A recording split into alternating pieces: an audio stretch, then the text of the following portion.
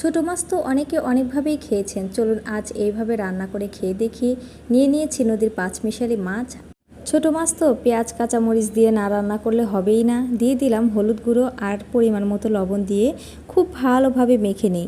দিয়ে দিচ্ছি রান্নার রেগুলার তেল, আবারও হাতে মেখে দিয়ে দিব আলু কুচি। সবগুলো উপকরণ ভালোভাবে মেশানো হয়ে গেলে দিয়ে দেব পাঁচমিশালি ছোট মাছ।